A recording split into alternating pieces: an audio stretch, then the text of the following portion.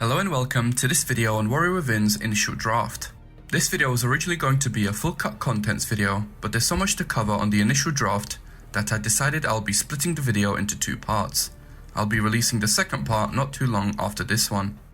Once again, I would like to thank my friend Vernon for helping me with this video.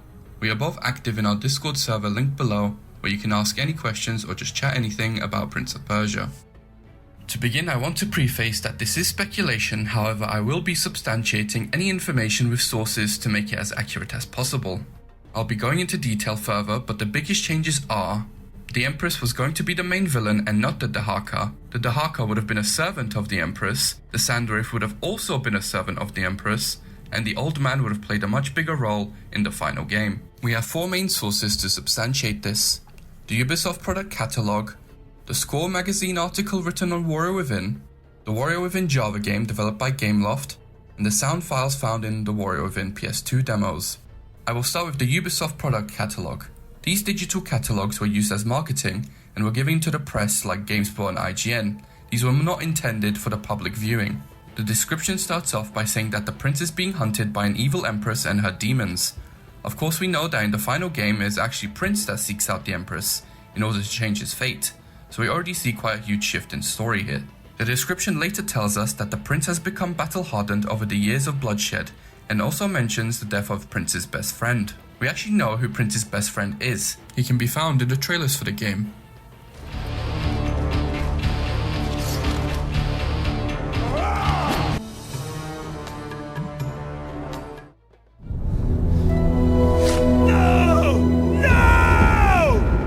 Thanks to Black Damon, we know that this friend was called Farzad. His name was found in the subtitle files for the CG cinematics. I'll get more onto that later in the next video. In a Q&A, Warrior Within's writer Corey May mentions that one of the biggest impacts on Prince was the death of his best friend. So we know that this part of the initial draft did carry over into the final game. The final thing to mention here is the description for the Empress of Time, which calls her a stunning villainess with the power to bend the minds of men. This line is very important for a plot point I will be discussing later when covering the Java game. The next source to cover is this Score article written on Warrior Within. This article is from a Czech magazine and has some very interesting character details that are completely different from the final game. Kailina Shadi, Dahaka and the Empress are basically described the same as how they are in the final game, but the main standouts here are the descriptions for the Sandwraith and the Old Man. Starting off, we can already see that the Sandwraith looks completely different to his final design.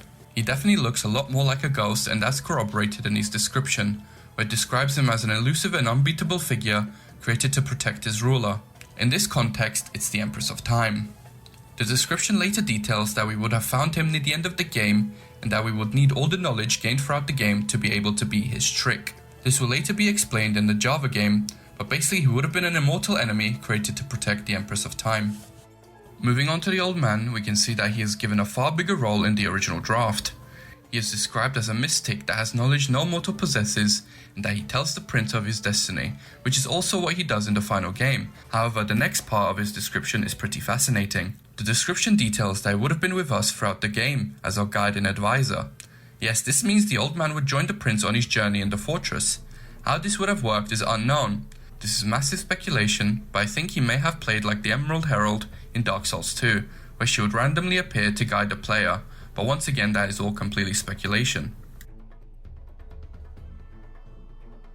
Gameloft created a Java port for Warrior Within, much like they did with many other Ubisoft titles, and the story found in this Java port is very similar to everything I have discussed earlier. The game starts off with Prince telling us that he is destined to die because he changed his fate by using the sands of time. His presence alters the present and the future, and for this reason he is hunted by the Empress of Time and her demons. The Empress basically takes the role of the Dahaka here, where she is trying to fix the timeline by getting rid of Prince. At the end of the level, it is explained that the Empress is sending women to tempt the Prince in order to control him. Everything here confirms how she is described in the product description I mentioned earlier, showing that the Java game story was using the initial draft. At the end of each level is a portal. This either takes you to another location or takes you back in time. On an earlier level, just before entering the portal, Prince sees someone who is wearing the exact same gear as him. Obviously this is the Sandwraith, and his face is very similar to that concept art I showed earlier. He is wearing a mask, has spiky hair, and looks like one of the Empress's demons. Nothing really important happens till the last stage where we confront the Empress. The Empress details that in another timeline we actually did fall for her temptation, and she made us invincible. We have to fight this version of ourselves, and it is revealed to be the Sanwraith. The Sanwraith here is invincible, so none of our normal attacks will make him lose health. So the way we defeat him is by crushing him under a trap. He will be stuck here till the end of time. Since the Empress gave all her powers to the Sanwraith, she is also defeated somehow. It doesn't make much sense, but the game has to end one way or another. So this final encounter basically confirms what I've said so far. In the product description, the Empress is described to have the power to bend the minds of men. This is shown by her seducing the other prince, which falls for her temptation. The Sanwraith perfectly resembles his description in the score article. He is immortal and comes at the very end of the game. The score article explained that we will have to use our knowledge gained throughout the game to beat the Sanwraith's trick.